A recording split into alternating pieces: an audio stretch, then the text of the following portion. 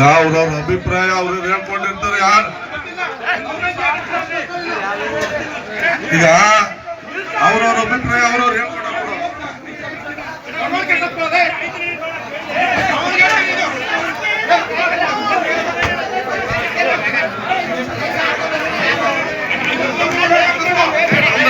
ಅವ್ರವ್ರ ಅಭಿಪ್ರಾಯಗಳು ಅವ್ರು ಮಾತಾಡಿದಾಗ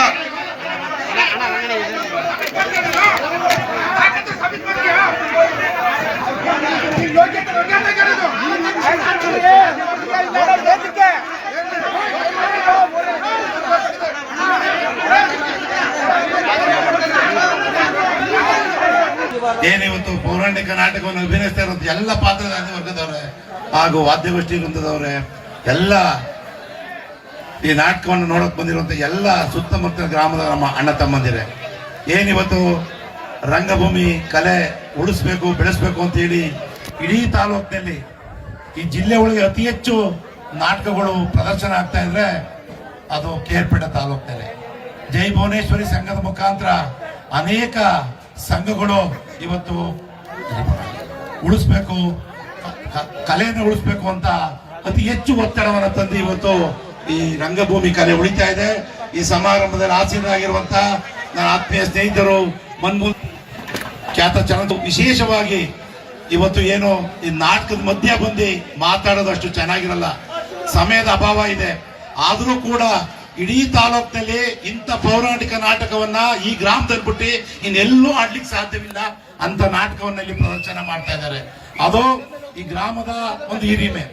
ನಾನು ಈ ತಾಲೂಕಿನಲ್ಲಿ ಇದೇ ಹೋಬಳಿ ಹುಟ್ಟಿ ನಾನು ಈ ಗ್ರಾಮವನ್ನ ಸುಮಾರು 25 ವರ್ಷದಿಂದ ಹತ್ತದಲ್ಲಿ ನೋಡಿದ್ದೀನಿ. ನಾನು ಅದು ರಾಜಘಟ್ಟ ಗಂಡು ಮೆಟ್ಟಿನ ನಾಡು.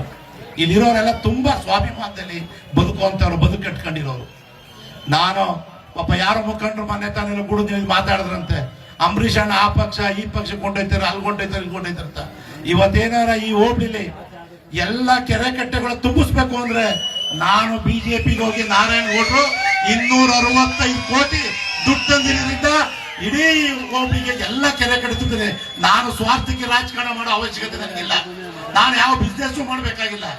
ನಾನು ಯಾವುದೇ ಪಕ್ಷಕ್ಕೆ ಹೋದ್ರೂ ಈ ಗ್ರಾಮಗಳ ಅಭಿವೃದ್ಧಿಗೆ ಹೋಗ್ತೀನಿ ಹೊರತು ನಾನೇನು ವೈಯಕ್ತಿಕವಾಗಿ ಹೋಗೋ ಅವಶ್ಯಕತೆನೂ ಇಲ್ಲ.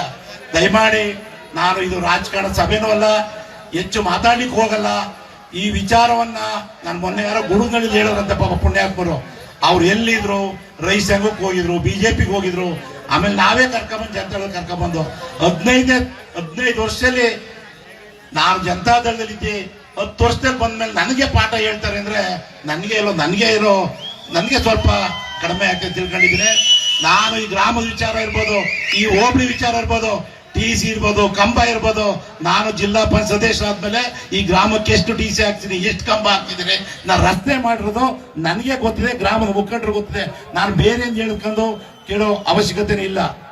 ದಯಮಾಡಿ ಇವತ್ತು ಆತರ ಏನಾರ ಇದ್ರೆ ಎಲ್ಲಿ ಬೇಕಾದ್ರೆ ಅವ್ರ ಚರ್ಚೆ ಕರೀಲಿ, ನಾನು ಬಲ್ಲಿ ಸಿದ್ಧನಾಗಿದ್ದೀನಿ. ನಾನು ಪಕ್ಷ ಬದಲಾವಣೆ ಮಾಡೋದು ನನ್ನ ಹೋಬಳಿಗೆ, ನನ್ನ ತಾಲೂಕು ಒಳಗಾಗಲಿ ಅಂತ 265 ಕೋಟಿ ತಂದೆ ಯಾರು ಕೂಡ ಈ ಕೆಲಸ ಮಾಡ್ಲಿಕ್ಕೆ ಸಾಧ್ಯವೇ ಆಗ್ತಿಲ್ಲ. ನಾನು ಘಂಟಾಘೋಷವಾಗಿ ಹೇಳ್ತೀನಿ, ಮಾನ್ಯ ನಾರಾಯಣಗೌಡರು, ಯಡಿಯೂರಪ್ಪನವರು ಜೊತೆಗೆ ವಿಜಯೇಂದ್ರಣ್ಣವರು ಅವರ ಕೃಪಾ ಕಟಾಕ್ಷದಲ್ಲಿ ಇವತ್ತು 62 ಕೆರೆ ತುಂಬಿಸುವಂತ ಕೆಲಸ ಇತ್ತು.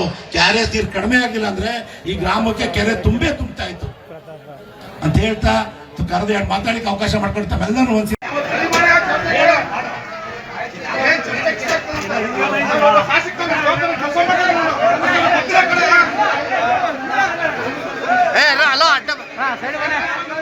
ಈಗ ಅವ್ರವ್ರ ಅಭಿಪ್ರಾಯ ಅವ್ರು ಹೇಳ್ಕೊಂಡಿರ್ತಾರೆ. ಯಾರು